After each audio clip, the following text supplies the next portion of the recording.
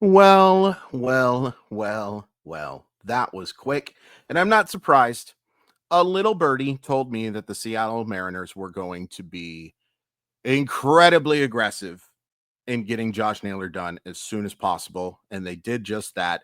Jeff Passan, Jeffy P reports that the Seahawks, nope, not the Seahawks. I've had the Seahawks on the mind because I just recorded a video for them.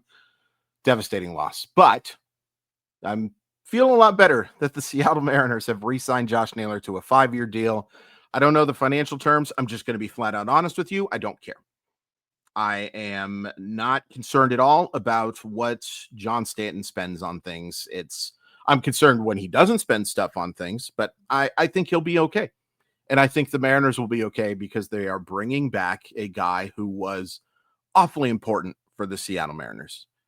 And I think, Anders brought this up to me right after we stopped recording. Anders Hurst, my locked on Mariner compadre, my KJR compadre, just my compadre overall. He brought up a good point that I think it's the message this sends. The message that this is important. The message that what happened in 2020-25. Did I say too many 2020s? Whatever happened in 2025 wasn't good enough. It's not good enough. And also that, hey, we believe that this is sustainable. We believe that we are on the precipice of creating something special. You came really close to being special last year. You came 8 outs from it, but you didn't do it.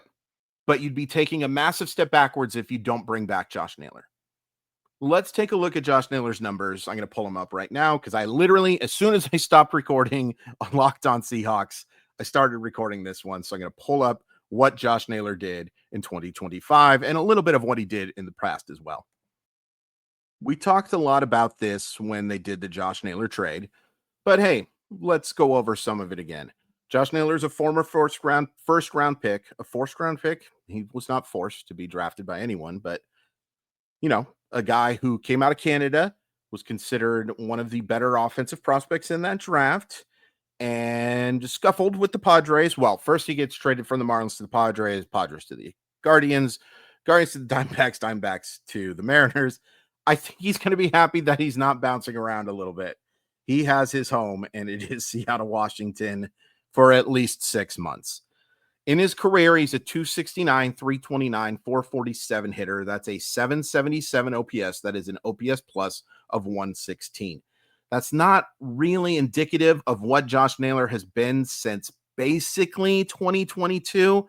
Actually has a 771 OPS, so we'll say it's more the last 3 years. Over the last 3 years with the Guardians, with the Diamondbacks, and the Mariners, he has been a hitter who has hit 280, 341, 468. That's an 809 OPS. It's an OPS plus of 125. That's 68 homers, 297 RBI if you're into that thing, 46 stolen bases. We'll talk about that in a second. And he was been worth 6.8 wins above replacement, according to the good people of Baseball Reference. More importantly, let's talk about what he did in 2025. In 93 games with the Guardians, he hit 292, 360, 447. That's pretty good. 11 homers, 11 stolen bases. It wasn't just Seattle where the stolen bases started happening. But then he gets traded to Seattle, and he plays in 54 games, 210 plate appearances. He hits 299, 341, 490. The slugging percentage goes up nearly 50 points, 43 to be exact. 9 homers, drives in those 33 runs, and he steals 19 bases without getting caught. 11 walks, 34 strikeouts, gets hit twice. Let's take a look at the Savant page before we just talk about, we'll just get it all out of the way. We'll get it all out of the way, right? Josh Naylor, expected batting average was in the 82nd percentile. He squares up the baseball 31.2% of the time. And he only strikes out in 13.7% of his plate appearances.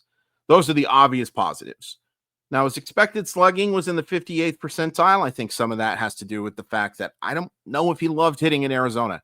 And I think Josh Naylor might be a creature of comfort because he's clearly comfortable in Seattle. We'll talk about that in a second, of course. Average exit velocity of 89.2. He only barrels the baseball 6.7% of the time. Hard hit percentage 41.9. I'm going to apologize for the Dog snoring right now. Of course, she falls asleep. She's just not interested in Josh Naylor's advanced stats. Josh Naylor's a good baseball player. Is he a great baseball player? I don't think so. But you don't need him to be a great baseball player. You have two objectively great baseball players in Julio Rodriguez and Cal Raleigh. Now you supplement them with a very good, maybe even very, very good player in Josh Naylor. And WAR doesn't really tell his story.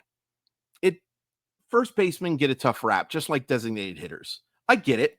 I understand why people like to talk about how they don't add as much value, but I got to pause real quick because I'm also doing a fantasy draft for Lindy Sports right now. Totally forgot what I was talking about. Probably something about Josh Naylor. But Josh Naylor doesn't have to be a 900 OPS guy. He doesn't have to be a guy who hits 40 homers. He doesn't have to be the type of guy who, you think of as a 115, 120 RBI guy. He's capable of doing that. Maybe 40 homers is asking a little bit too much, but he's capable of being that type of player. But you don't need him to be. Not even close. You need him to be basically what he gave you in 2025.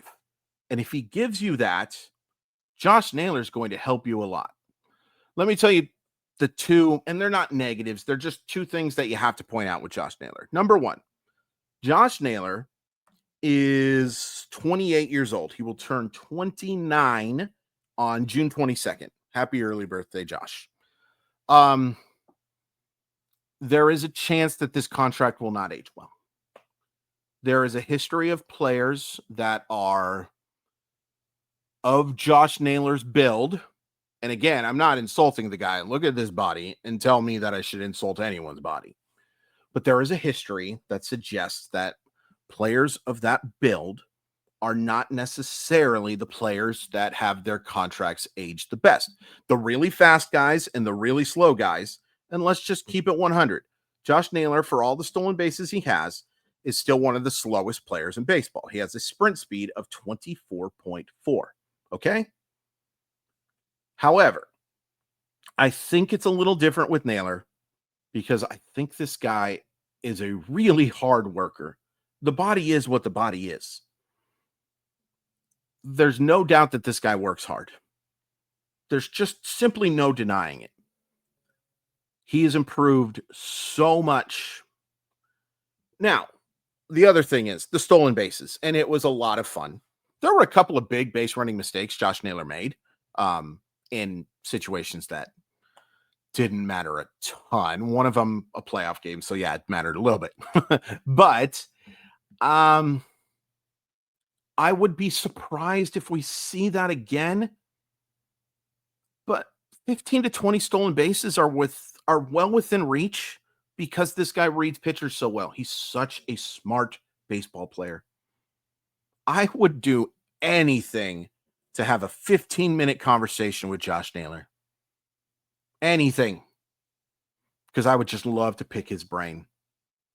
He's such a, he's standoffish, and he's a guy who doesn't show a ton of emotion at times and then a lot of emotion at others. It's very fun.